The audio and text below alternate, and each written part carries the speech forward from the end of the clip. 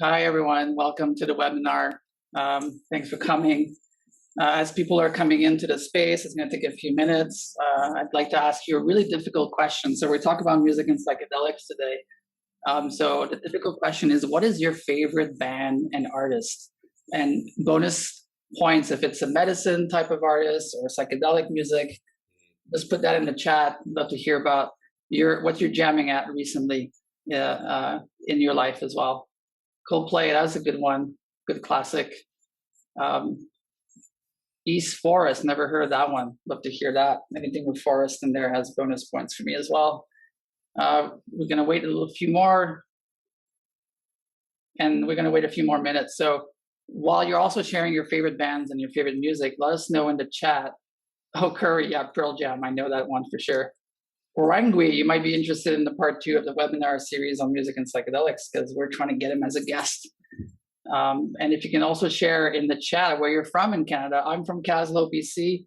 It's a little village of 900 people in British Columbia. I call it Mighty Caslow because I feel like it probably has the highest per capita amount of psychedelic journeyers in Canada. At least that's my estimate.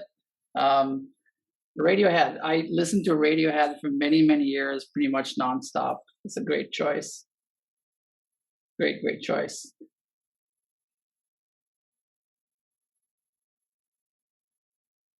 I'm going to have to come back to the chat later and scour some of these artists. Ayla Schaefer, yeah, she's amazing. I really like her.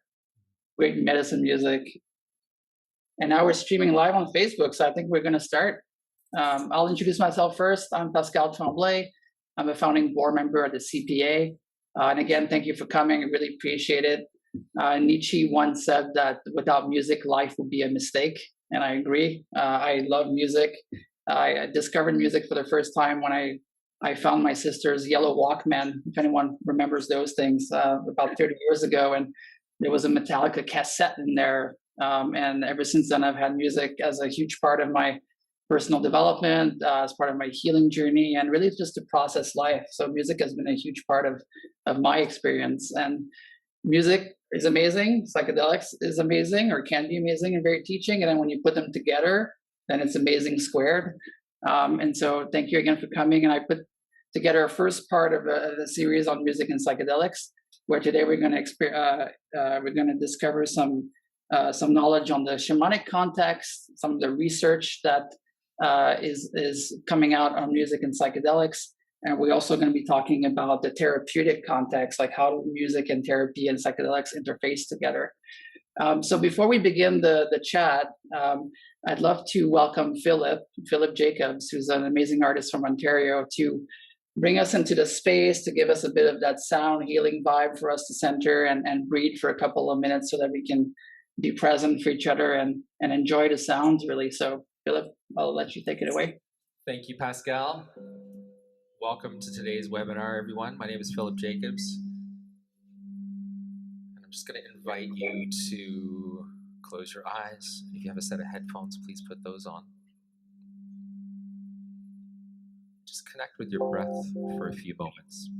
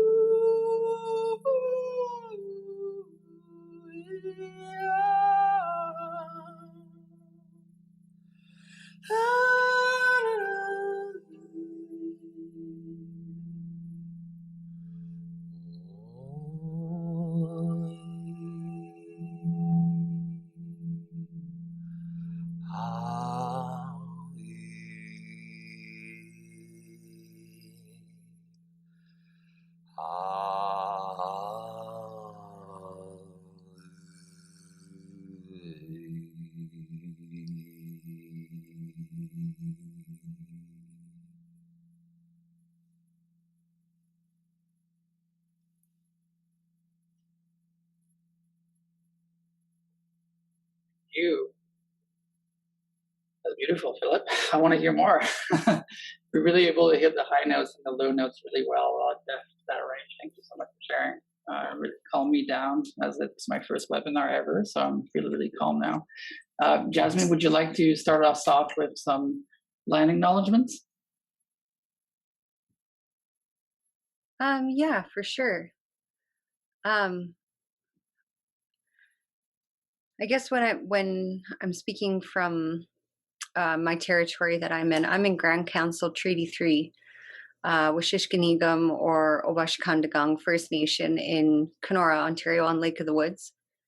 But I would also like to acknowledge the lands that everyone else is on, because we are all connected to the earth. We're all part of the earth. And I don't want us to forget each and every one of our places where our hearts sit. So this is really an acknowledgement of this space that you're in right now, that we are all part of Gaia, that we are all one wonderful thing. And what's great about today is that we get to talk about music and the psychedelic world and coming together, you know, as this one wonderful, peaceful thing. So thank you, Pascal. I really appreciate being here right now. Thank you. Thank you for being here. Yes. So who is our panel today? Who are these amazing people? We'll do a quick round of intro. Philip, you want to start us off and share a little bit about you, what you're up to in the world, and also what is your relationship to music on a personal level? I'd love to hear about that. It's a big question. Thank you, Pascal. And it's wonderful to be here. Hello, everyone. I'm hoping that you can hear me okay here. My name is Philip. I'm from Toronto, Canada, and I run a company called Toronto Sound Therapy. And my personal life and my practice, music has been an absolutely incredible savior. I want to say that. From when I was a child, music was always there, vibration was always there, and there was always an understanding around harmonies and vibration, and just a felt sense of what vibration and sound does. And what I'm doing now, I'm integrating all of my teachings throughout my whole entire life, and I'm working with mental health, addictions, chronic illness, using sound and vibration, and somatic, some somatic work in there. So that's what I'm up to. Thank you. I'm so happy to be here, and I'm looking forward to questions and sharing what I know. Thank you. Thank you, Phil. And Jazmin, you want to tell the community a little bit about yourself?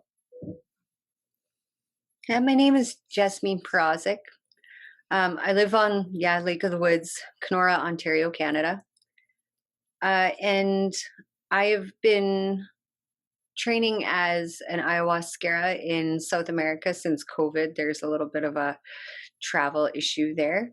But I continue my practices and my teachings here in the area, where I use a number of plant medicines that are not necessarily psychedelic, as plant brews, where I take the same methodology that I do in South America for dieting with the plants. So I don't have any salt, sugar, grease while I drink these plants, so that they can get really deep inside me. But that is neither here nor there. You drink the plants, they're going to connect with you. They're really sweet. And especially in my area, which is a boreal forest and Great Lakes St. Lawrence area, much different than the Amazon. But it houses many different teachings there. So what I do is I teach others about these plant medicines as well.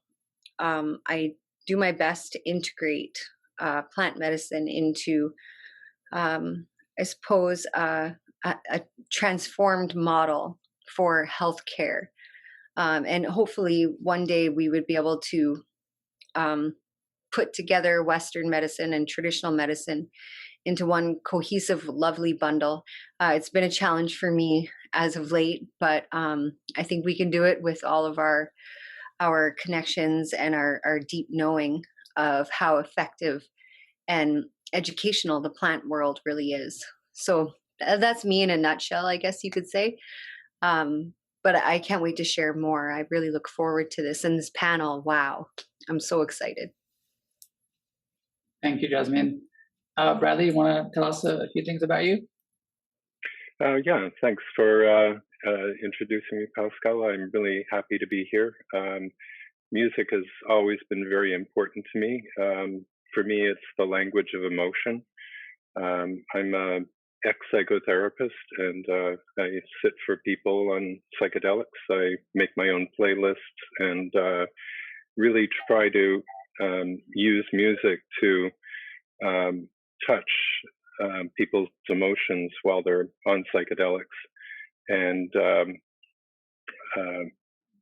the way we work is to tap into the emotions so that the stuck energy, the spirituality, the somatics can release. And we also do, my partner and I, we run Chiron Academy. It's chironacademy.ca, and we offer training to psychedelic therapists.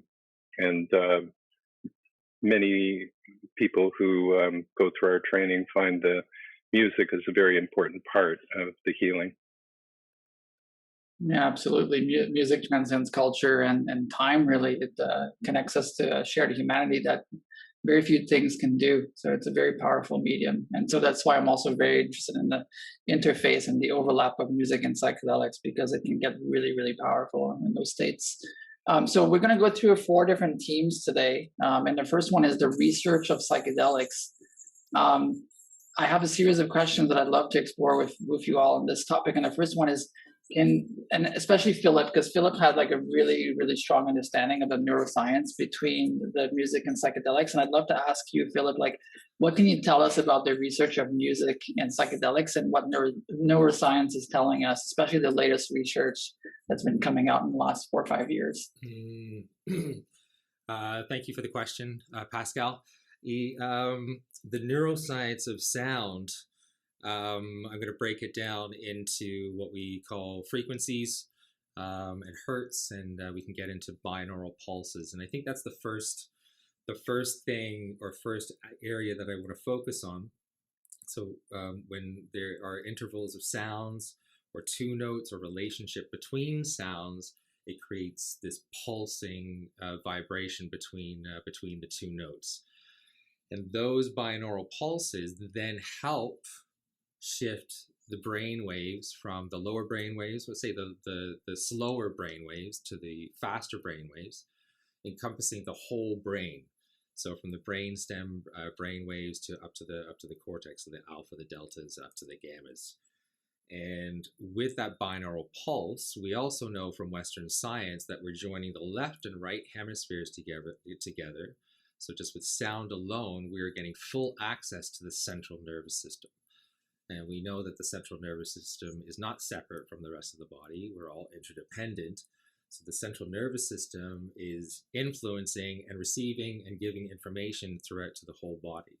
So just with a sound or a tone alone, so somebody, for an example, if somebody yells, there's an alert that happens. So that some aspect of the nervous system comes online. Or if you speak calmly and smoothly and slowly, then the nervous system starts to settle down. So the nervous system is responding to the sound and the tone. And with psychedelics, we know we're getting an extra boost. Let's say I'm going to call it an extra boost to expand into the dimensions that are already opened with music and sound. Now, with any sort of ceremony that I've been into or been a part of, there's always been some sort of sound to sort of initiate the ceremony, and then the medicine is usually taken, and then the journey ensues. And then throughout the journey, there's little snippets or little pockets of sound that start to appear based on the guides or the people that are leading the ceremonies. So what we're understanding with the combination of the two medicines is the plant is contains a physical vibration and a spiritual vibration, and music also has a physical vibration and a spiritual vibration. When we combine the two, I find in my experience and in my practice that sound and music actually helps to ground the journey, if that makes sense. It's very familiar, that tone. We're all familiar with the vibration. So we get into deeper, this is another conversation, like Schumann resonance and the planetary resonance and the universal resonance, and the Anhad, which is the sound, the primordial sound, which is a sound that has been made that hasn't been struck by anything. So it's not like a vocal cords pressing together, or a drum mallet hitting the drum. It just is. And in those moments, we tap into that primordial vibration, and we get to then start to retune ourselves. Right. And what happens in the organs, like when we had our first chat, you started talking about the liver and the bladder and how they can respond to different frequencies. Like, let's say I'm in the experience of doing psychedelic therapy, and this song comes on, and I'm feeling something very deep in my body, in my emotional body. Maybe it's raising some memories in my mind. What is really happening at that time of like the frequencies hitting my body? Like, what happens to my organs and my muscles and tissues? That's a great It has a very deep impact, right, on a physical level. It does. So when I was talking about the central nervous system, that it branches out and it's communicating with the rest of the body, like the body is an extension of the nervous system. So that includes all the organs, all the tissues and everything like that. And in traditional medicines, there's different tones, and there's different cultures and different traditions have different tones. But it's the mindset and the intention of the tone that's the most important. So the tones can activate organs, and then the great thing about if it's a visceral felt sense is that the vagus nerve gets signaled from the organ itself into the nervous system, and then helps to balance the parasympathetic and sympathetic nervous system. The vagus nerve helps, and it passes through the vocal cords. So when we're toning, when we hear something and we let out a tone, like a cry or a laugh or a moan or a or a okay, that feels good, there's something happening with our voice which is connected to the tones that are influencing the visceral, so to say, the visceral body, and it is helping to balance and shake out whatever dissonance or disresonance is stored in the organ itself. So literally, we're going to shake shit loose. We're going to shake it loose, and it's going to sound.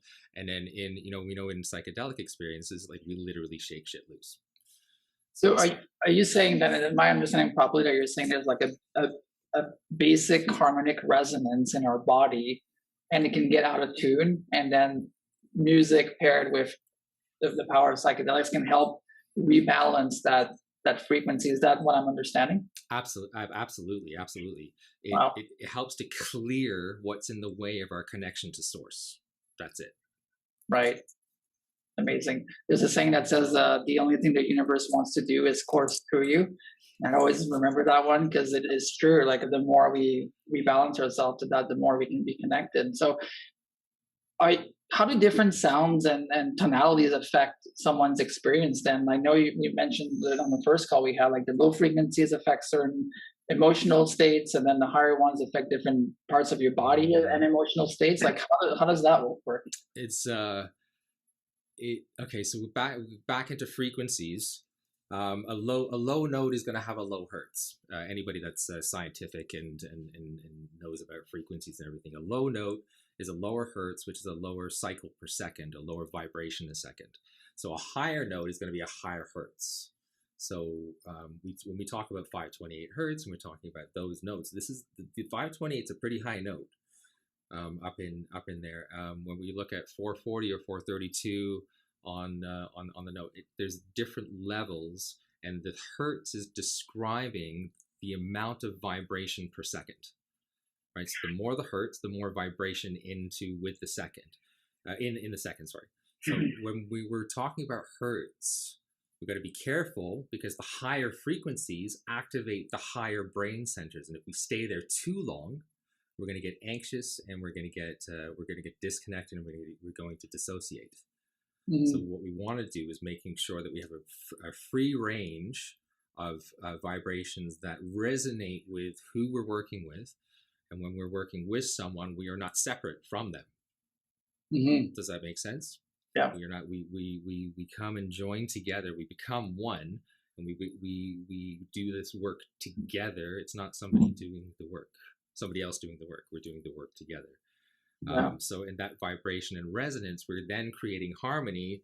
It's like playing a chord on a guitar. You musicians out there, playing a chord on the guitar, and 3 of the strings are not resonating.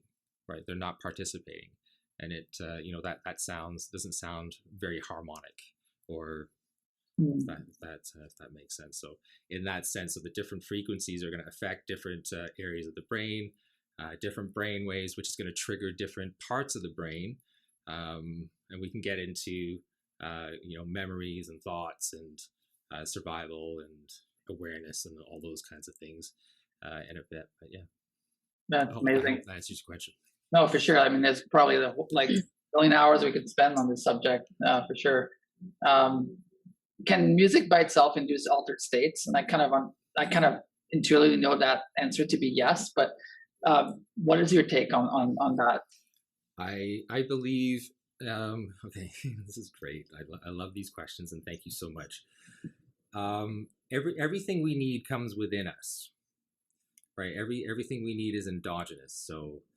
We have our own endocannabinoids, and we have our own, production of DMT and things like that. So when we're in a resonance and we're fully connected to all parts of ourselves, those things start to freely flow. And we've just forgotten how to do it. We're so disconnected that we've forgotten how to do it for ourselves. So the sound and music, I know when I'm listening to a song that I really, really like, I'm not in this presence, right? I'm in an otherworldly dimension inside of myself. I'm experiencing other things and being here as well.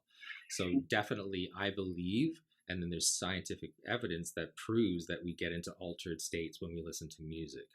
So just straight up example, if you're exercising and you want to really, really have an intense exercise, we listen to fast-paced music.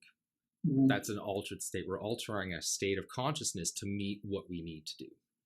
And if we need to calm down or go to sleep, more like a meditation music or some very, very calming music. So the mind state is definitely altered. The physical state and the emotional state is definitely altered with music. There's no question about that. Amazing. Thank you, Philip. Bradley and Jazmin, did you want to add anything on the neuroscience aspect of psychedelics before we move on to the next kind of category? Sure.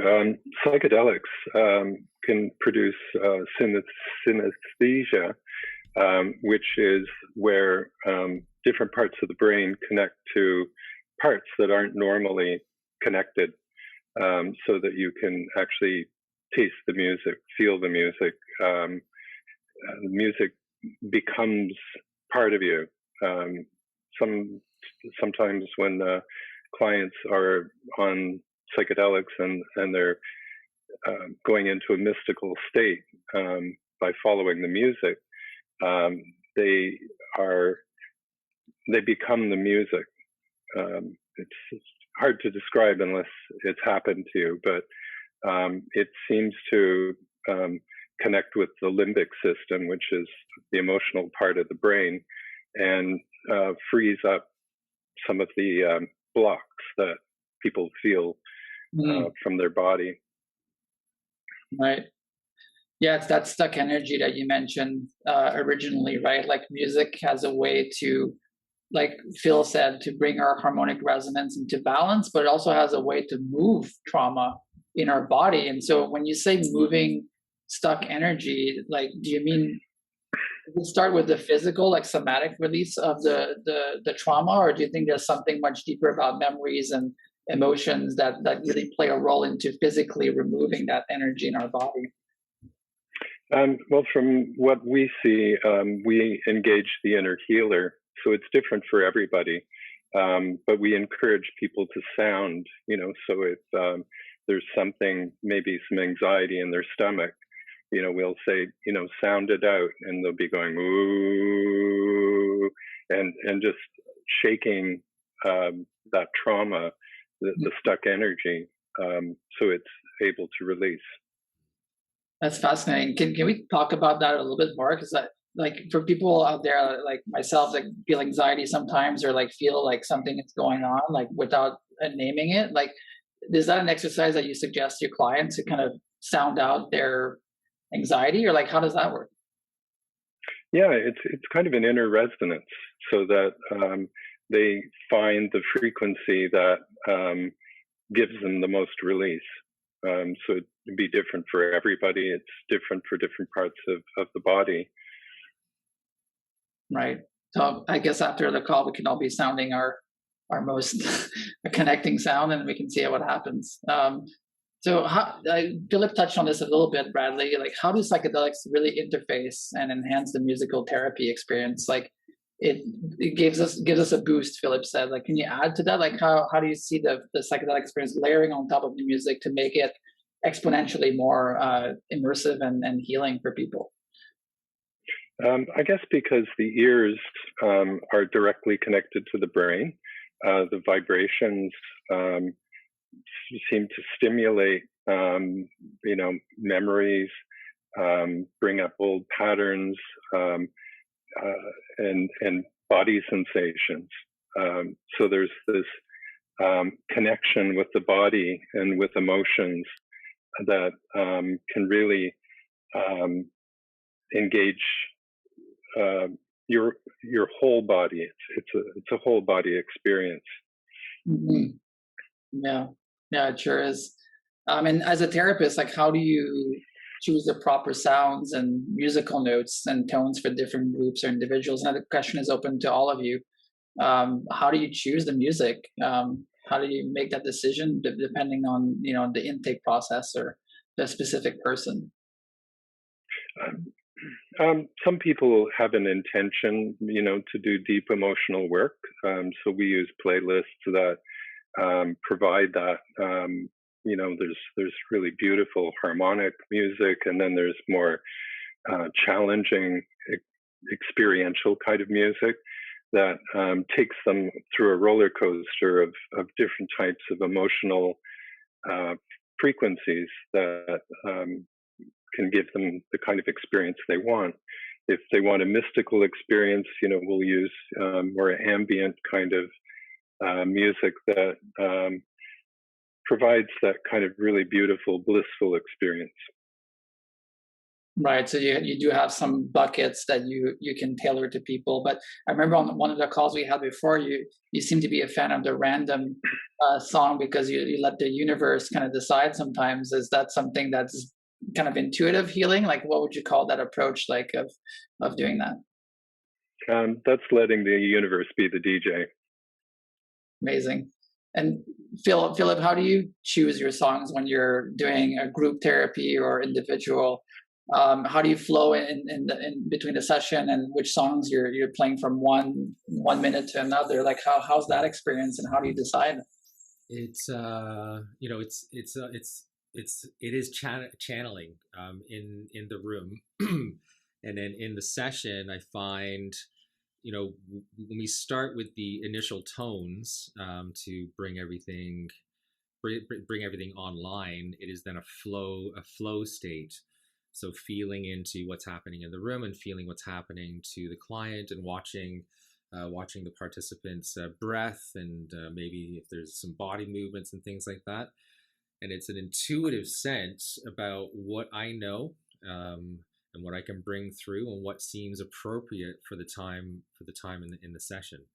So it's a felt sense. So it could be something I already know, something I've written, or something I make up on the spot in those moments. And in that, I include and I encourage clients to, when I'm working with the medicine, psychedelic medicine, I encourage them to bring their own playlists.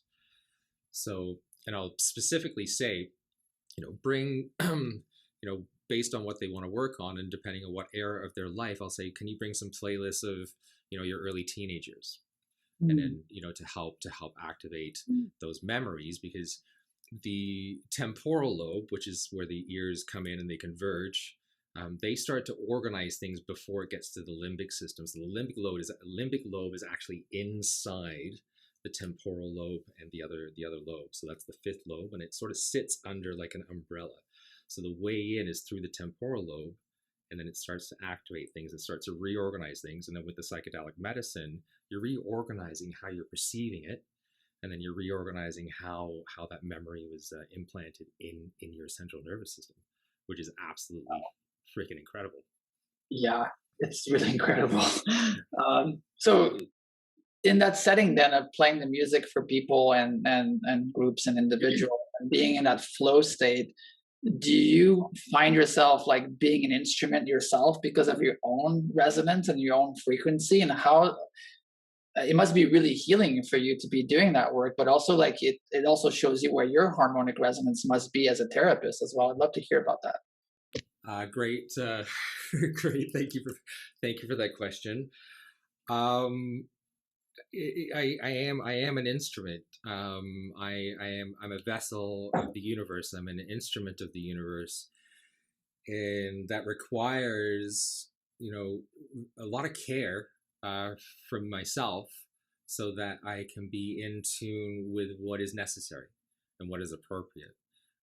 I do a lot of work on myself, and in those sessions, I become more aware of other work that I need to do in, outside of the session, not in the session. I won't do my work in the session, but I'll hold the space for it, have a look at it, and hold the space for the client to do their work or the participant to do their work.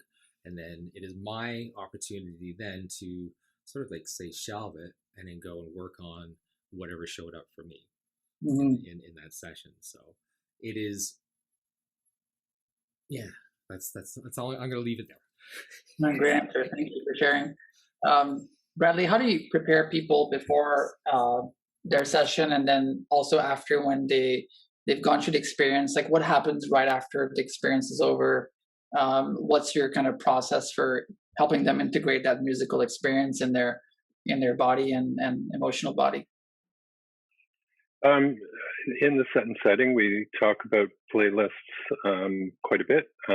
Some people have very strong preferences. They'll want to hear maybe something classical, or they'll just leave it up to me. So I usually give them a sample of the playlist. Sometimes I'm playing the playlist during the set and setting session. And afterwards, we give them the playlist so that they can use that as part of their integration, so that maybe they'll lie down and meditate, listen to the music, and it will bring back a lot during the session. We also record by audio the whole session and give them the audio so that they can journal and recover as much of the experience as possible, so that when we do the integration, that is top of mind. And sometimes clients will say, there was a song on the playlist that just transformed the whole experience, from a challenging experience to just freeing their mind and body. One gentleman who had an extremely traumatic upbringing always felt cold inside. He was just kind of like an autistic person, would just like not feel any emotions at all.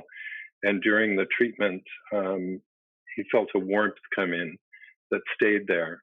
And I'm pretty sure that the music played a really important role in allowing his emotions to come in a way that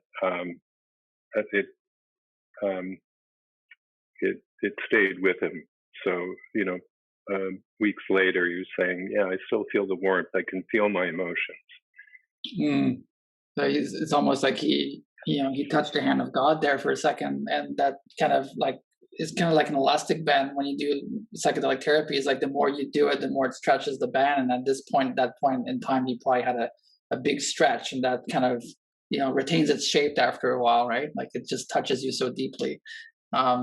And you touched on something very interesting earlier. You said you can taste the music, and I want to know how I can taste music as well.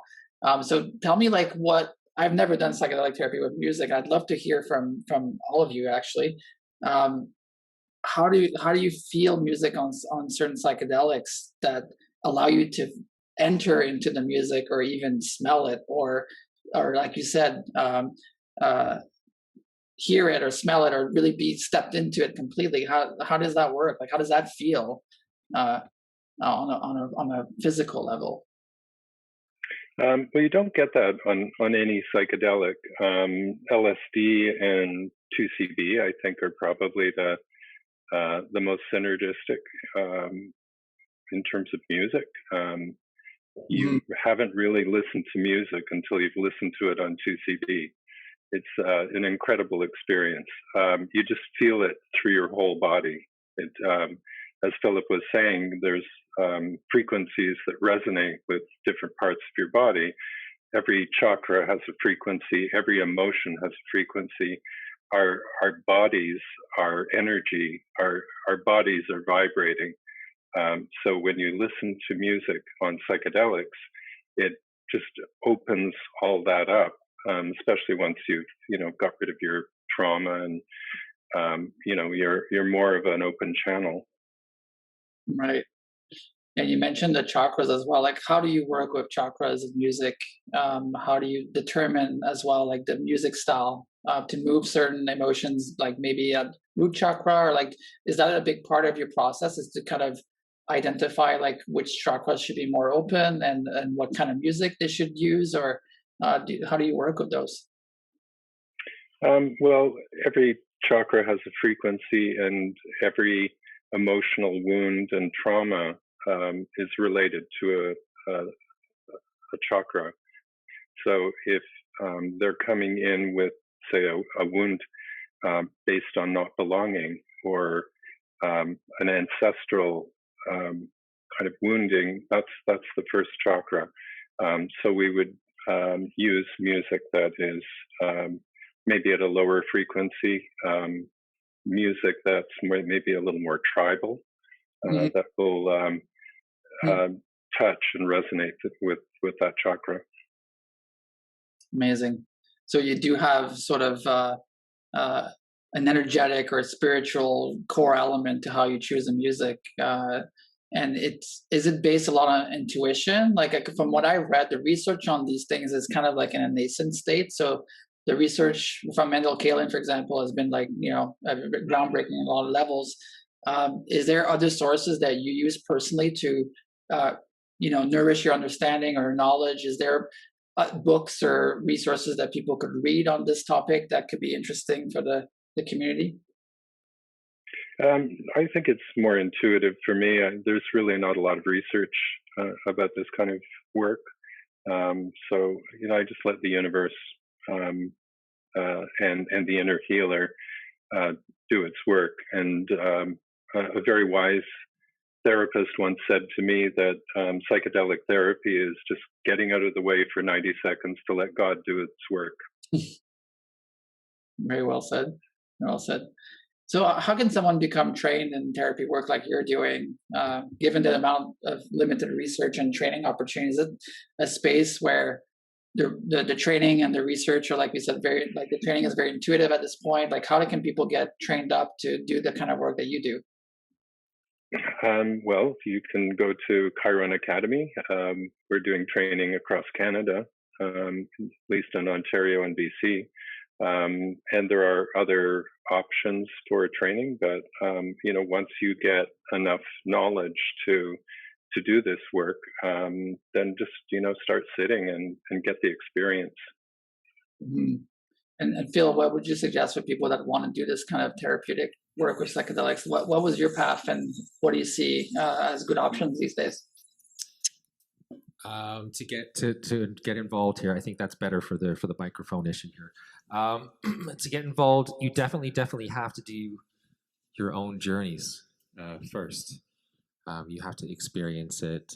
For myself, I was so curious, and my own health history, addiction, and all of those kinds of things. I felt like it was almost a natural transition into working with psychedelics, because I feel like that's something that I was looking for. My body was looking for, because I needed to wake up. Something needed to wake up inside of me.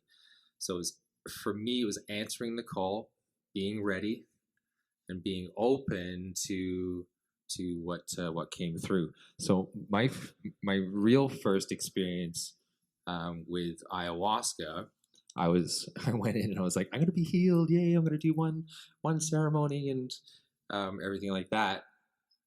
Little did I know that was just the beginning. So the first session, we all know this, that people that have experienced this, we get to open up that stuff that is in there. And the real work, the extended work, the harder work, I feel, is the integration work after you've been cracked open. So when, it took me a couple of years to sort of balance myself after the first medicine ceremony. And then from there on in, I sort of got a feel of like, okay, this is how it goes. This is how it goes. I get to go and look at all my dark spaces and look at all those unconscious patterns and release them. And as they come out, it could be an awful noise or it could be uncomfortable, but I know it's got to come out. And generally, it's some sort of bodily fluid or a noise that comes out. And understanding that is then calling in the right teacher for me. For me, it was about calling in the right teacher. Now, me as an addict, I was like, where can I get the next trip? And then I had to recognize in myself, I've got to call in somebody who's going to show me how to process this and how to work with this. And then that's where I crossed paths with Gabor Mate. And then we started collaborating with some clients together. And then I got to understand that place. So I was really fortunate in my journey to have a teacher as him, and still have. And what else can I say about that? I hope that find your teachers, basically. find an appropriate teacher, that's somebody that's going to work with you and that you trust, and somebody that's going to call you on your shit, man. That's basically it. Yeah, that's right. Yeah, and it's a great segue into the shamanic context. And before we start, I want to acknowledge that the shamanic context is super wide and has like hundreds and hundreds of different perspectives and lineages to it. So we're just going to touch on Jazmin's personal journey a little bit with the plants and her work with ayahuasca. And I'd love to hear, and I bet the rest of the group would love to hear, like, can you tell us more about where you learned your work and the traditions that they came from? And really honoring the places where the teachings came from originally. I'd love to hear kind of like your origin story with this work. Well, we don't have that much time. I have a little bit. But I kind of like Phil, I got really sick at one point. Not with addiction necessarily, although I've had my battles. I went to South America to look for a teacher. I didn't go down there to look. I got directed to Mayantuyacu, Peru, the boiling river. And when I got there, I knew I was in the right place instantly. I had a ayahuasca ceremony prior to, and I was so in love with the women singing. Like the men are wonderful too. Like males and females in the ayahuasca ceremonies have different tones that they follow and unique tones that are special to each individual. So it's always really great to have a balance of those two types of energies. So when I got to Peru, in short, let's just say, the ceremonies were very, very powerful. Like to be in that wilderness and to drink that medicine and then to hear the music, it's almost indescribable about how much passion that I felt, because I was a passionless being, going through depression and going through, long-term illness. And it's such a struggle.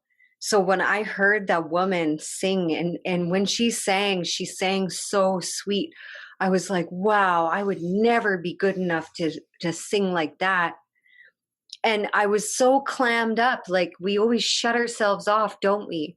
But there's a wonderful irritated pearl inside there. And if we open up, we can share our beauty with the world. So I sang one time for a friend of mine in these ceremonies, and it was really hard for me because I was so self-conscious. I was so, like, the thought of singing was the most embarrassing thought to me, the most embarrassing thing in the whole world. Like, and these guys know, like Philip, like, it's hard to get that first energy to get up and go sing. And with the ayahuasca, it's even harder. It's even harder because you're battling your own self throughout it. So I always remember the lady. Her name was Erica. Is Erica, and I always hear her in my ear. I just, no matter what, it's been 8 years since I first met her and heard her songs, and it was just, wow, I was in love. But that's a teaching. So be mindful that when you're in an ayahuasca ceremony, I always tell people, you're drinking a cup of love, and you just don't know how to interpret that. Like, when I drink ayahuasca, it's like it's hugging me. But for many years, like 5 solid years, I was constantly puking and going to the washroom, and I didn't realize until, not that long ago, that ayahuasca was hugging me. And it's kind of like, you're trying to settle a child down, and you're kind of holding and you're kind of hugging it, and it keeps freaking out, but you're just trying to help. That's what it feels like. Like, the ayahuasca is just hugging me, and I didn't know it was hugging me. I thought it was squishing me, trying to get everything out. And it did. But once everything was out, like, I welcome the hug now.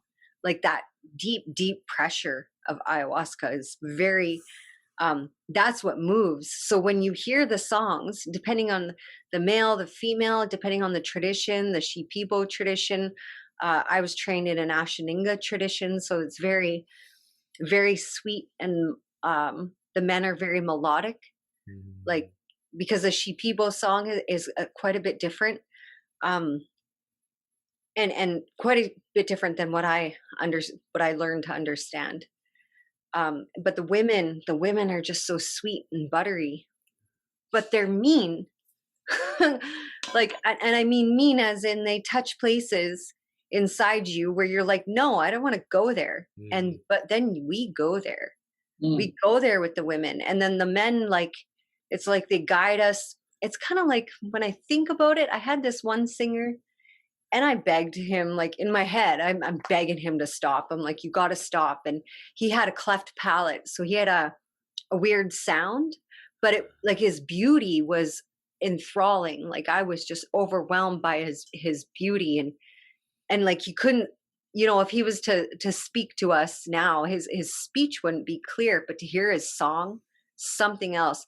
I always imagine him as the paddler on the river Styx. Yes. Like, he was paddling me down the river, and I'm like, oh my God, I don't want to go to hell right now.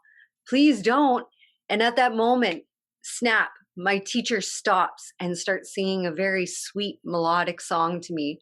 And I was taken off that boat, and then I was brought back to, a bed of flowers. Like, the music gets very visual, depending on, I suppose, your imagination, the trauma that you've been through.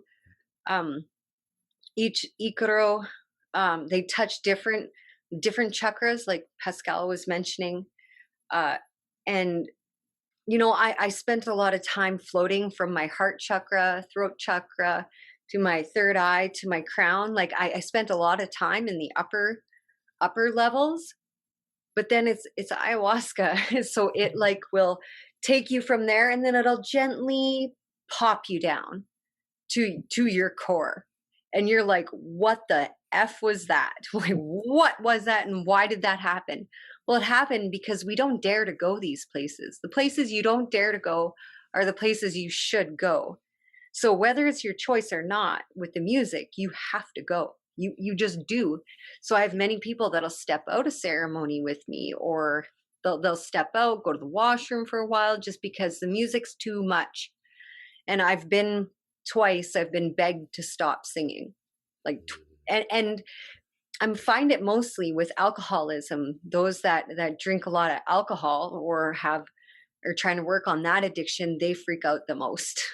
So I always remind people, like, don't do this. This isn't good. But it's just it's so moving in many different ways. And I think I went off on a little tangent, but I did want to mention my first answer to the question earlier, Pascal, is I can't remember the question, but I remember the answer. And the answer is in the tradition where I'm from, like where the land is from, we use a lot of drumming.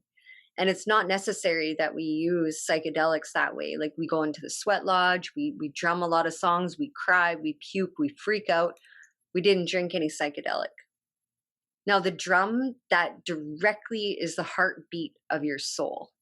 And so when I sing on my drum, I'm singing loud and very distinct. So you're being brought from up from your crown all the way down.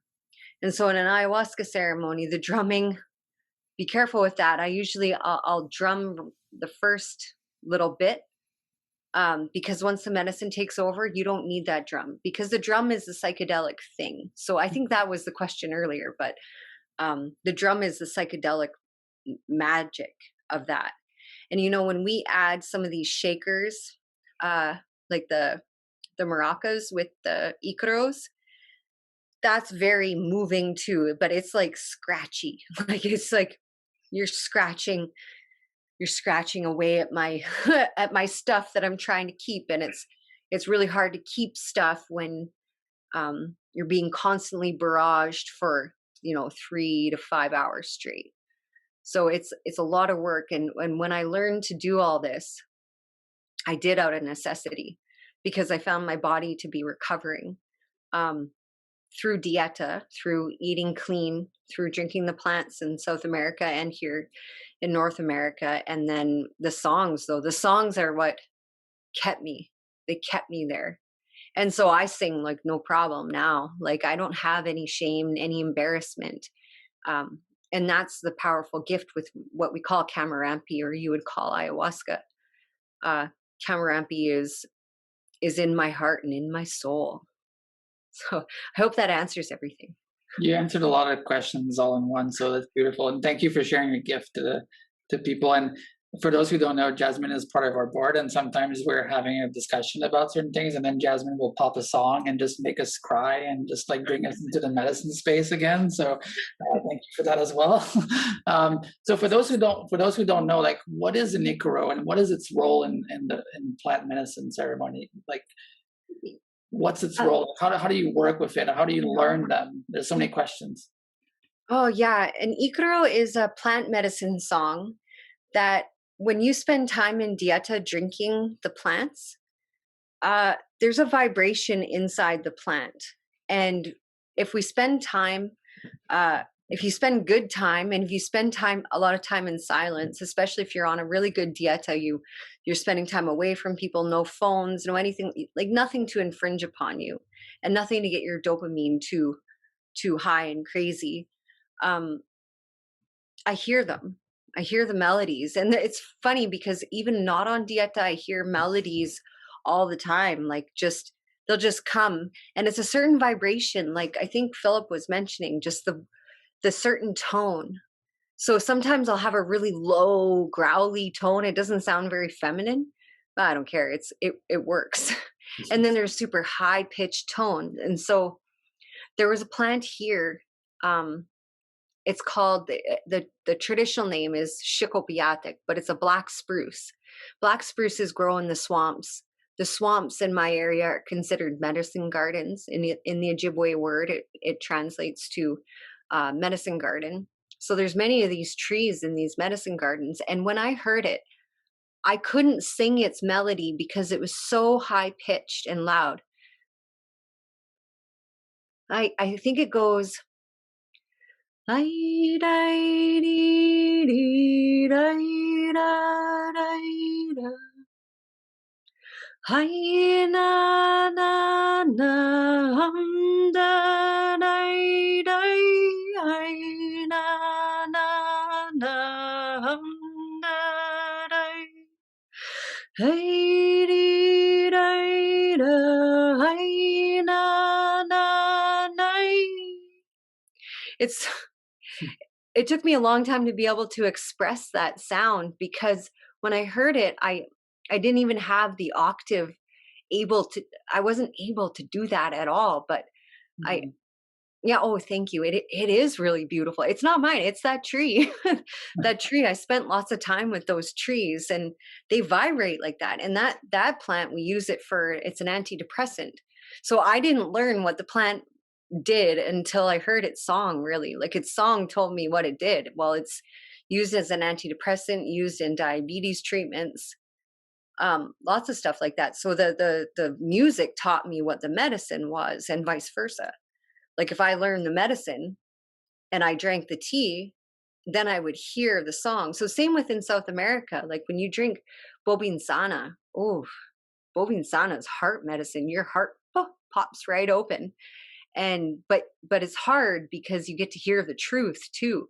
So it's very very heart-wrenching to hear the truth when we spend a lot of time layering ourselves with a mud, so we're not necessarily so clear. So is that all the questions that you were asking? I think. Uh, yeah, that answers that and probably many others. So thank you. So yeah, the plant diets to me, like, I've done psychedelic journeys before, but the plant diets are like my favorite thing to do, and they're so powerful, and it's a longer term commitment, but you get so many messages and things from that. Um, and so talk more about that relationship between the plants and receiving songs. Like, I know you hear them sometimes, but like they're allies to you, right? And they kind of envelop you during the diet, and they become lifelong allies. And so when you're in a ceremony and you're singing, would it be safe to say you're channeling those plant allies to determine the songs? Like, they have their own playlist, and you're kind of like the beatbox. Yeah, yeah, I like what you're saying. So first I'm going to say what a plant diet is you drink a plant 3 times a day, and it's best if you don't have salt, sugar, or grease. There was a question there I just wanted to make sure to touch on, because that's important to know on the easiest way to hear things. Because when we have too much sugar acts a lot like cocaine, and it'll really bung you up. Like, it'll really slow the process down. Like, you'll have a harder time hearing the plants that way. So wait, what did you ask, Pascal? I went on. About the dieta and like receiving songs, and Oh yeah. then in the ceremony itself, like, how does that relationship interface with the songs that you're playing? And just, I guess the question is, like, what is it like to sing in a ceremony with your plant allies next to you and you're channeling them? Most of us will never sing in an ayahuasca ceremony, so can you try to channel that experience into words if it's at all Uh, possible? yeah, well, it's always tough to use words, but um, like, when I start an ayahuasca ceremony, I have, like you're saying, I have all my allies beside me, the ones that I've spent a lot of time with. There's many plants that I've worked with, some I didn't work with long enough and haven't really spoken to me, but I have many, many, many with me. So when others would come to an ayahuasca ceremony and say they had dieted, they were taking a plant 3 times a day for a duration of time, the likelihood is high that I would have drank that plant. And then in the ceremony, instead of me remembering, oh yeah, that person drank Kami Renako, or that person drank Bobinsana, I don't have to remember that at all. I'm not in control of that. Instead, it's funny because it's a weird way to explain it. Is instead, the songs are floating around.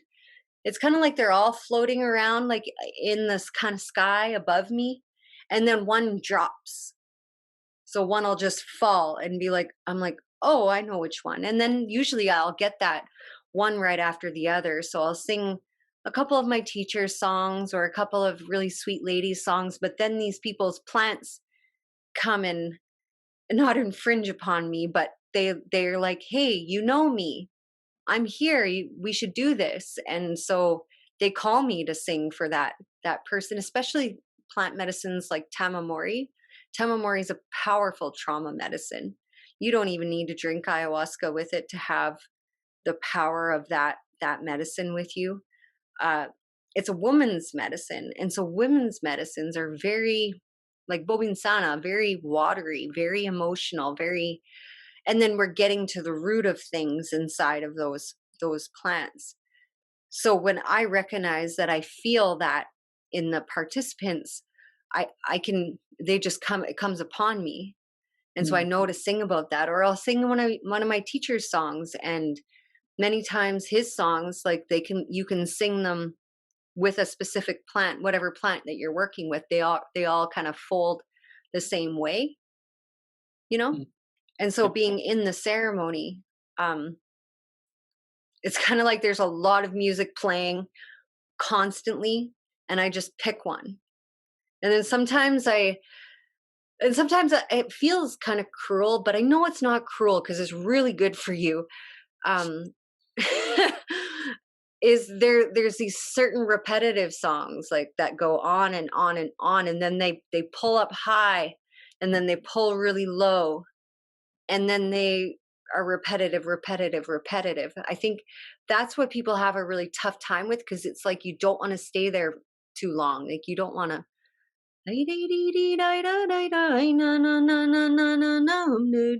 like some of these songs, like you don't want to stay there too long, because it's like, that's too much right now. And it's like, no, that's the right thing. That's what you need to move whatever it is you're moving, because I'm not in control of what's being moved. It's not mine.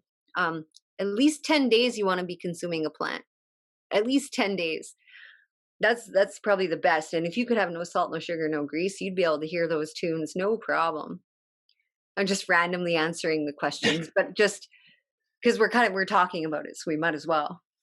Yeah, for sure. And the diets that I've done before, it goes even deeper. Like you can't have citrus, you can't have sex, you can't have anything sexual at all for that period. Oh yeah. The diet goes down because in the jungle in South America, they just eat like white fish and like a local kind of agricultural product they have there. I forgot the name, but they're alone. They're doing this for many, many months. And so the diets that we do up here are kind of like westernized a little bit depending on who you're doing it with. But I would suggest for anyone who wants to do a diet to find a teacher, to find a mentor that can help guide you through the process, and open the diet and close it properly, because you're building a relationship with a being. So you want to do it with honor and respect. I would definitely agree. And the westernization, I would just want to touch on that. When I asked my teacher what kind of diet I should give the people in the north that are drinking these plants, and he said they eat their traditional diet. That was interesting, because the traditional diet of Anishinaabe people in Northern Ontario is all meat, which is usually like, that's contra to what you would do in South America. Like if you're going to drink ayahuasca, there's no pepper and no lemons. Very important not to have pepper or lemons. They'll let us have oranges, but there's some interaction there, biochemical interaction that you just don't want to have. But when I asked him, like, what do the people eat? And he's like, oh, they eat their traditional food. And I'm like, is that how diet works? Well, the plants that we're drinking here, if you're drinking plants with me, at my healing center, then you would do that. You would eat a traditional diet. So there's lots of fish, there's some wild rice, there's foods like that you would eat, but no salt, no sugar, no grease with any of them. The meat will slow the tummy down, and depending on your diet, I would just give you fish, like Pascal was saying. But it's variable based on your environment. So this is what I've been doing, and this is what I've been teaching, and it's all the songs. Like, and it's funny because in my introduction, I didn't even mention anything about songs at all. But that's because if I'm talking about ayahuasca, and you've ever had ayahuasca, I'm talking about music. That's right. Yes. So when you choose your songs, or when you receive songs from the different plants, like, do different plants give you different like tonalities that are unique to that specific plant? Like even the way the song is structured can be different from like say a cedar plant music to say I don't know, a Douglas fir song or something. Like how does it change the music you're receiving, if that makes sense, like from an aesthetic point of view?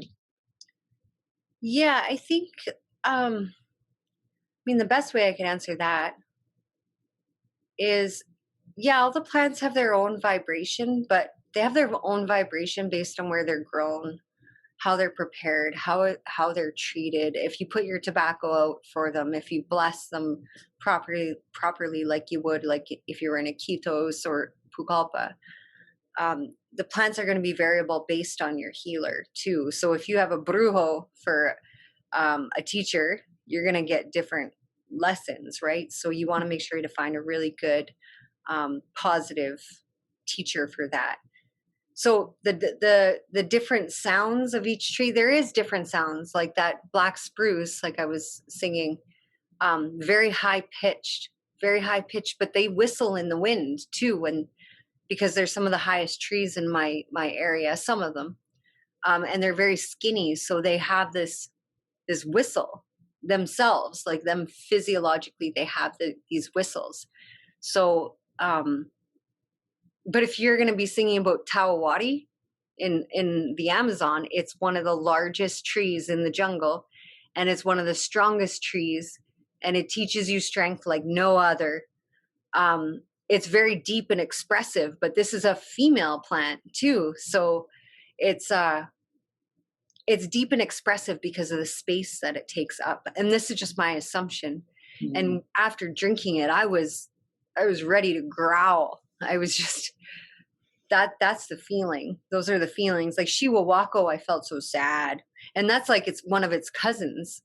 And it's a very big tree as well, but I was very emotional with that tree. And even though, and its songs are, I find, more high pitched, even though they're very big animals, well, I always think of plants as people. So they're very big people. The trees here, they're not very big. Like we call them grandfathers and grandmothers. In South America, we call them doctors, right? Mm-hmm. So there's that difference, but it's still the same, essentially. Yeah. Thank you, Jazmin. Yeah.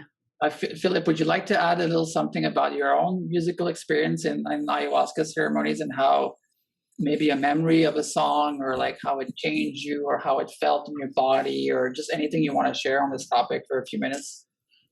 Great. Yes, a great question. There, the experience that comes to mind, and thank you, Jazmin, for sharing your wisdom and your experience. This is very powerful medicine, even on this call. When part of my integration work with Gabor back in the day, he would do an integration circle, and we would share, and he would take a series of breaks in between maybe like 3 or 4 shares, and one of the songs he played was "Sympathy for the Devil" by the Rolling Stones. And we sat there in a circle and listened to that song. And that song touches on a lot of things, right? And in the invoking of what is happening on a global scale, and then understanding what's happening on a social scale, and then what's happening inside of us based in that song. And it struck me because I was like, this isn't a meditation song. This is a rock and roll song. But then I understood, then I broke through my attachment to a certain style, right? Everybody has a message. There's a message being said. It's how I interpret it and then how I coin it. Now we can get into and talk a little bit about how the senses collide. Now we've been taught how to smell. So smell is a certain way, and sight is a certain way, and listening is a certain way. And the nervous system has been programmed to have separate senses. Does that make sense? So when we lose the attachment to what we've been taught or how to see, then we really see what is in front of us, what the message is in front of us. So when I heard "Sympathy for the Devil," and it was part of our integration work, and I listened to it, it helped me reframe all styles of music, all styles of vibration. Everything has a message. Am I seeing it through my distorted lens, or am I seeing it for the purity for which it is? Mm-hmm. And that ultimately changed my relationship with music, which is like so powerful. Changed my perception and how I relate to things, and it was like, I can't even say more about that, but it was just incredible. Amazing. And that song probably led you to creating the unicorn room you're in right now. So, thank you, Rolling Stones, for that one. That was one of the things in the ceremony, because my share was, I didn't see anything gross. What I did see was the unicorns and the magic creatures, and that is all that came to me. And I was like, this is maybe in my direction and what I need to step into. So what I saw through those ceremonies was like, I envisioned this 12 years ago. Wow. Well done. It took me that long to get here, based on that. So the power of sharing. And when I started to share, I cut myself off because I was embarrassed and I was ashamed because I wasn't sharing a horrible experience. Mm. Right? I was comparing myself to, oh my God, I'm not having a horrible experience. I'm not doing it right. Yeah. And in that moment, I was like, no, this is my experience and this is my truth. But I really protected it. I didn't share that with too many people. And what I did is I planted it, and then I let it grow. And then as it grew out, that intention or that vision that I saw, it pushed all the crap out. There was no room for it anymore. And right. And that was beautiful, but it's taken some years. Thank you for letting me share that. Yeah, thank you for sharing. And then the last question we have tonight before we go into QA. So if anyone has questions for the panel, please go to the QA tab at the bottom. I think there's one, and just put your questions and we'll touch on as many as we can. Bradley, on one of our calls before this webinar, you mentioned unexpected song that touches on something spiritual. Would you like to share about that song if you remember it? From Leonard Cohen? Oh, yeah. Hallelujah. It touches all of the chakras, and I don't usually use it in treatment, but when I'm having my own journeys, I use that song because it goes through all the chakras right to the divine, and it's a very healing song. And I thought Leonard Cohen had written that, and I was in Peru and I heard it coming out of a church, and I thought, oh, that's cool. They're playing a Leonard Cohen song, and my partner Mela said, like, no, that's like an old song from, I forget who actually wrote it, but Leonard Cohen had put words to it. Amazing. But music, getting back to what Jazmin was saying with the Icaros, like my experience with ayahuasca and Icaros was that it was teaching me and it was healing me, and there were parts of me that were disowned and they were like being stitched back together. It was a really wild experience to experience the Icaros on ayahuasca. Incredibly healing. Thank you, Bradley, for sharing. And thank you all for the time tonight. It's been amazing. We're going to do a bit of QA, and then I feel like we should have a song from Jazmin and then maybe another one from Philip, because the first one was amazing. And then we'll have a few little bits at the end and we'll close our circle. So going to the QA, Shada. Hi, Shada. She's asking, a few people have told me they find heavy metal music to be peaceful to them. Any insights on this? And Philip is smiling because when I read that too as well, I was like, heavy metal would be the last type of music that I would find myself feeling calm in the psychedelic experience with.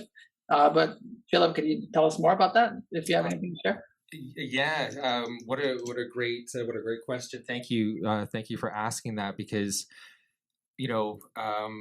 heavy metal music is very intense, right? There's a lot of frequencies happening in there. It's very fast. So can I share my screen quickly for a second? Yeah, for sure. Share screen. Paul, can you allow me? I'm going to show you a frequency chart, a hertz chart. So if you can allow me to share. Not sure how to do that. Sorry. Hey. Oh, no, okay. Would you be able to do that? Here, let me take a quick look. Sure. Let's see.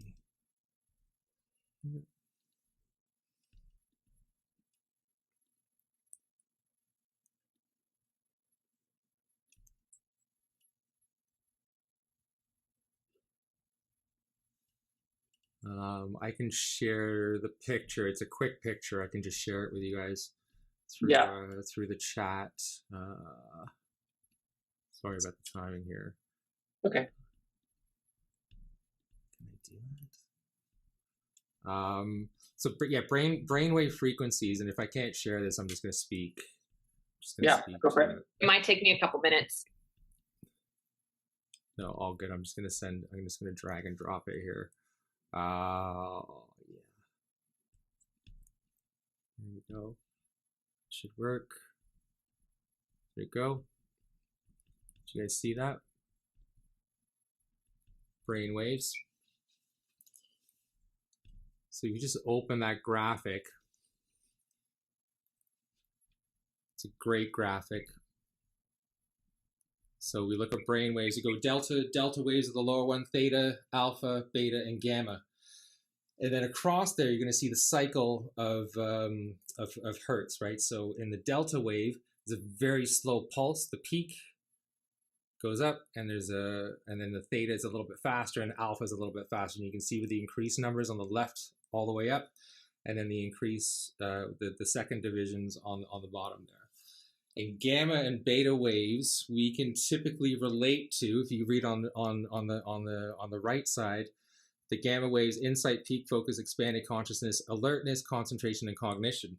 And these are all aspects of the cortex, right? The higher awareness. So when you're resonating that fast, you're opening that channel and you're opening up those, say, dimensions or awarenesses.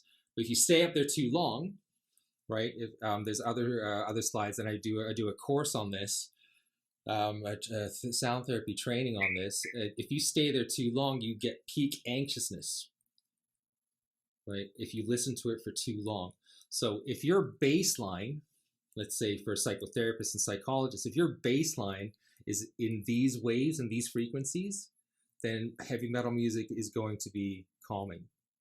I see. Does that make sense? That does make sense. Yeah. So if we meet the condition, and this is where sympathy for the devil comes into play. If we meet the condition, we don't empathize with it, we sympathize with it, which creates a boundary around it, but then it creates a relationship with it. Then we have something tangible to work with. Right? So we meet them. If we meet them at the higher brain waves, we can drop them into the lower, slower brain waves, which you can look at. So if you get into theta waves, you're in a meditation state, intuition, and memory. Then we have access. We have access to that stored information wherever it is stored in the body, whether it's organs or anything like that. So exactly. So we're basically releasing the emotion, the stuck emotion or the stuck energy, which then is information and vibration in itself. But that vibration is dissonant to our health or balance. So whatever sound that we need or we resonate with, that we need to be here on this planet, that's going to work. But when we decide or choose to do the deeper work, this is where we're focusing in from a neuroscience point of view. So Bradley, I wanted to talk to you about the chakras, right? So brain stem would be around delta theta, which would be like your root and your sacral, and then so on up. You can sort of like feel where those chakras lie. So the chakras are tied into the endocrine system. That's the physical location of where the chakra energy. So the endocrine system delivers, also like the organs, through the nervous system, a parasympathetic response, which then allows for the body to release and let go. There we go. I hope that answers. That's like a real quick nutshell. It's a very nice nutshell. Thank you, Philip. Another question is there a difference in the brain or in therapy between creating and listening to music? There's a slight difference because when you're listening, you're receiving, and when you're creating, you're giving. Right. That's the only difference. But as far as what lights up in the brain, it's pretty much the same. It's just the flow of the information.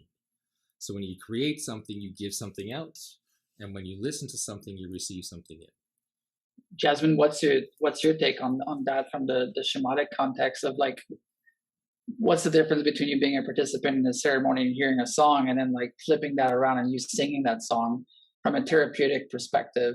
Are you so in flow with the music while you're singing that, like Philip said earlier, you kind of shelve your own work and you kind of become that instrument solely, or is there like some sort of personal work that happens through the music you're singing? Oh, I'm going through it too. That's what I found. So if I'm singing a really powerful song that's moving a lot of deep stuff, I'm affected that way as well for myself, and that could be different for many other different practitioners. But I'm in it, and then also I'm both in it and I'm separate. Like there's many different sides, because there's also somebody inside myself that's watching everyone, making sure that I'm attentive to what they're doing. And then, there's a part of myself that's seeing all the spirits walking around as well. So yeah, maybe I find that I'm quite divided in ceremony, but very focused. Like I feel like I am both the participant and the, music conductor. I feel both of those things. It's deeply that.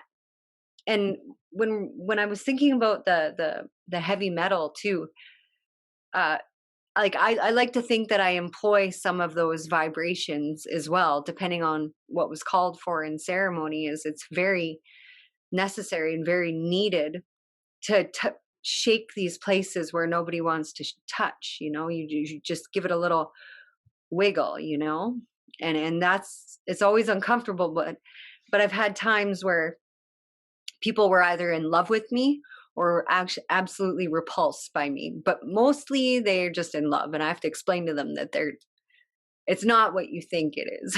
I had to tell a young man, I'm like, no, this isn't what you think it is. It feels like it for sure, but it's not. Yeah, it's not that. Thank you, Jazmin. Shada's asking, I have heard that it's possible to retrain our ears to access a wider range of frequencies. She'd love to know more about that. Is it possible to train our ears to access a wider frequency?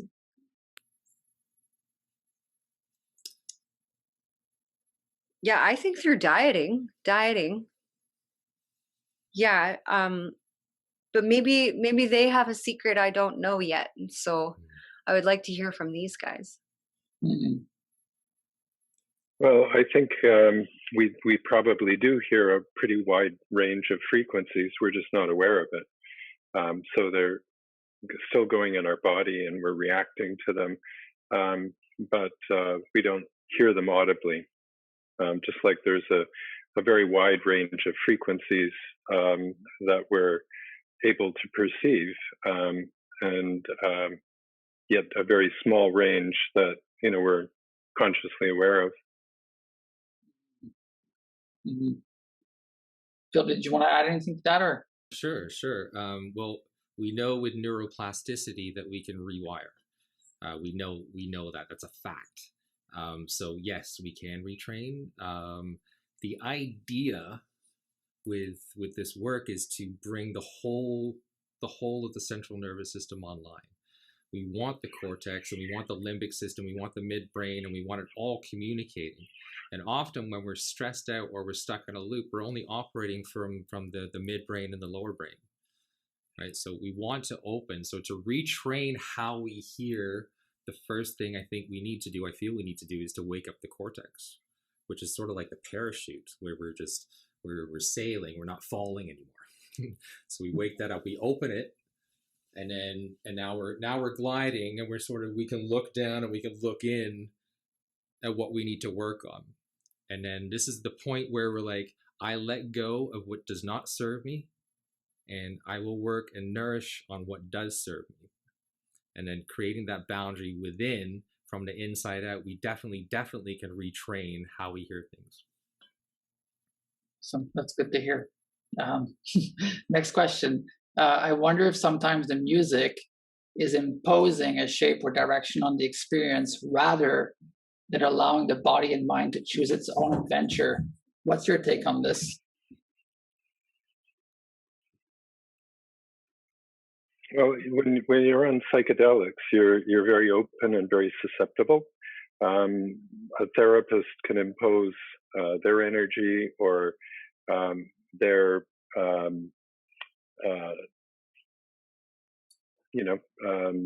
somatic or even verbal cues on the client who's on psychedelics.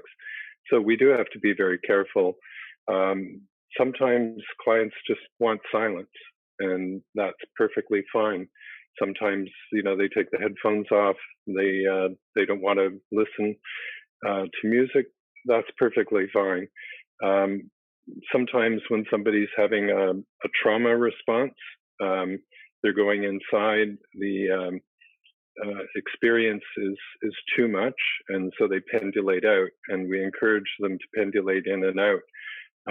So everything is acceptable. I mean, everything's welcome in the treatment room.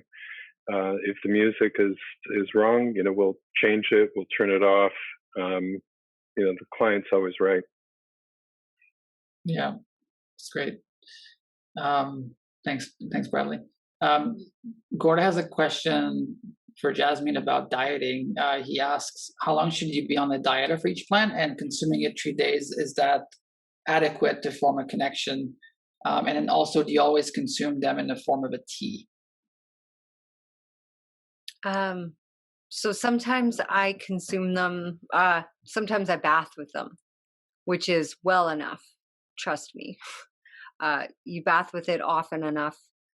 Things like ahosacha is a really good friend of mine. I bath, it's jungle garlic. It stinks. I love it. It's my favoriteest thing, but it really takes away a lot of negative energy. But I think I bathed with that probably 9 different times when I was in Peru. Each trip I went to, I had 2 or 3 baths.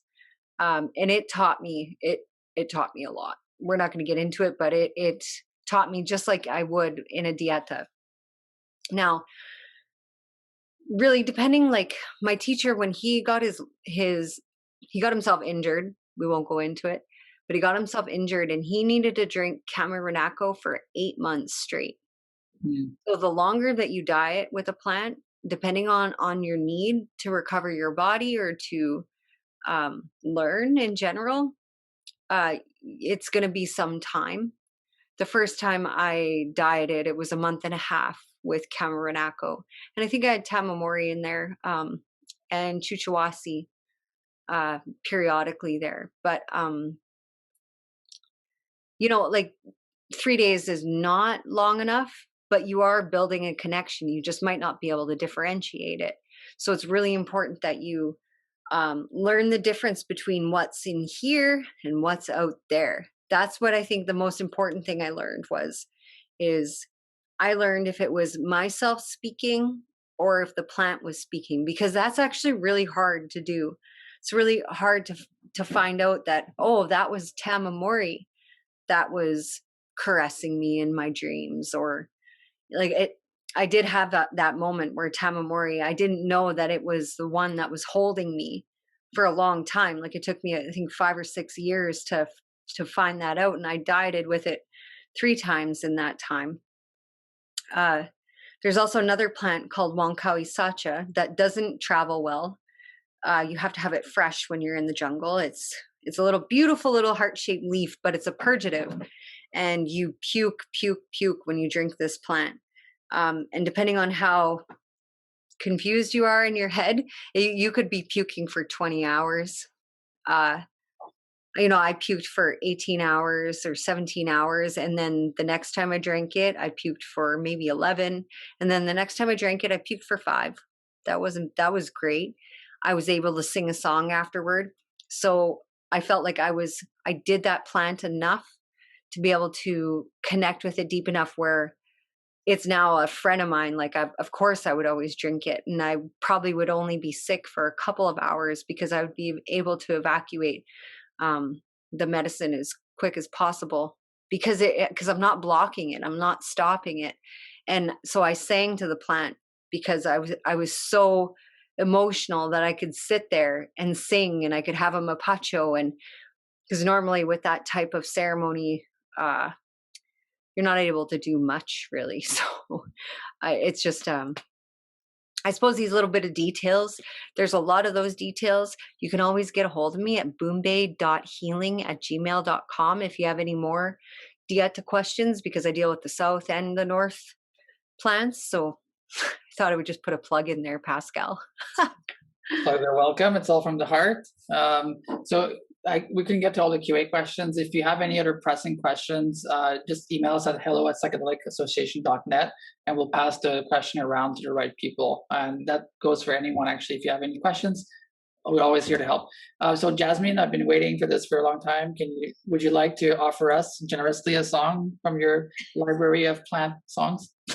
Yes, of course. And you know what? I had I have like a bunch of songs floating around up here. And when I'm thinking about Philip and him talking about the different ranges, there's one I want to sing, but I don't think I'll be able to get the same vibration that he was talking about. So I'm going to sing one of my teacher's songs. This song is about the flying hummingbirds, and they fly around. And another line says, the women are singing with them, and that God is helping to heal us. That's essentially what the translation is, if everybody's wondering, because they're Ashaninga words and some Spanish. Like, it's an eclectic song. So how long do I have, Pascal? Infinity and beyond. Ah, I'm a Star Trek fan. No, that's not Star Trek. That's Toy Story. I think so. It's Buzz Lightyear, yes. Yeah, okay. I'm getting this. Okay.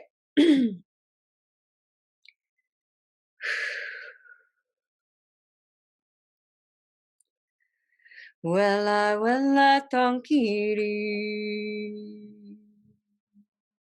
Wella tonkiri.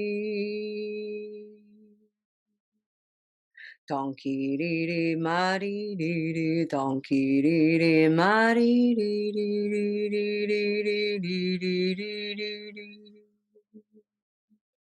She nanne she nani she nanne she nani she nanne she nani she nanne she nani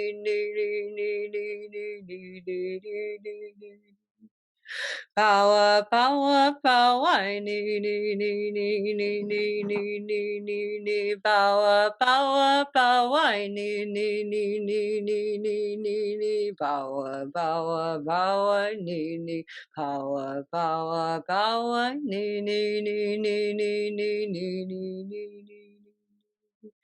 Wella donkey donkey mari donkey mari donkey mari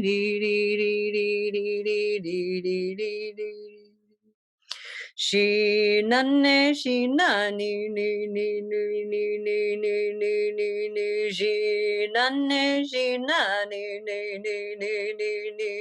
she nanne she nani she nanne she nani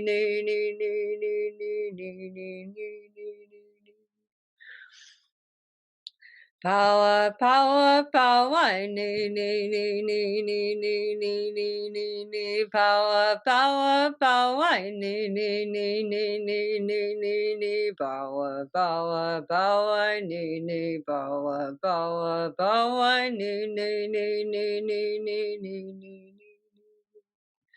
Walla walla donkey dee dee dee dee dee dee dee dee dee dee walla walla donkey dee dee dee dee dee dee dee dee donkey dee dee ma dee dee dee donkey dee dee ma dee dee dee dee dee dee dee dee dee dee dee dee Hi na na na na na dee dee dee dee dee dee dee dee dee dee Hi na na na na na dee dee dee dee dee dee dee dee Hi na na na na na dee dee dee dee dee dee dee dee dee dee dee dee dee dee dee dee dee Wella wella donkey dee dee dee dee dee dee dee dee dee donkey dee dee ma dee dee dee dee dee dee dee dee donkey dee dee ma dee dee dee donkey dee dee ma dee dee dee dee dee dee dee dee dee dee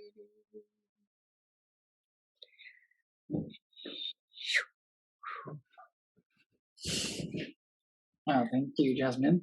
That was beautiful. Sent shivers in my shoulders. Definitely brought me back to some experiences. Yeah, it gets me really, my mouth waters a lot with the Icaros, like just I think they call it the Madi D, like you get a lot of phlegm, I guess, and water. So like it's very moving for me as well. So I didn't want to get us trapped too far because I could probably go on for 20 minutes. I was feeling the pull of the song and just the energy behind it. I was starting to get into the medicine space, and yeah. I didn't want us to go too far because I could like just with nothing. Okay, well, I'd like to organize a Jazmin concert for the benefit of the Amazon rainforest or something like that. And that's the great segue into part 2 of this webinar series, which is going to be, we're going to be inviting international medicine song carriers and medicine artists, psychedelic music. We're going to bring them all together and create a bit of a concert slash webinar on the artistic process of creating medicine music. We're going to have some people that do electronic music, and people that do acoustic. It's going to be very sweet, and it's going to be a good time. So I'd like to invite you to that when it's going to be released soon. And also, I want to say thank you to our panelists. Philip had to run, get another appointment, but Jazmin, thank you. Bradley, thank you. Lauren, thank you very much for your help. Deanna as well, and all of you from the community. We love you. We do all this work for you. So if there's any feedback or any questions or anything we can do to help serve you, please get in touch with us. And the Catalyst Conference is this weekend. It's going to be amazing, and it's presented by the CPA. And we're also putting together a contest for membership signups. And I frankly want to sign up to a membership, even though I'm part of the board, because the prizes are so amazing and probably like amazing value in terms of like your return on money on this. So I would sign up if you can. Stay tuned for that. So we have some playlists for you to all enjoy. Lauren's going to post them in the chat. There's medicine music, there's therapy music, there's all sorts of different music from people in the space that do therapy work, but also people that are just doing medicine songs. So yeah, I hope you enjoyed it, and thank you very much. Have a great day. Bye. Thank you, Pascal.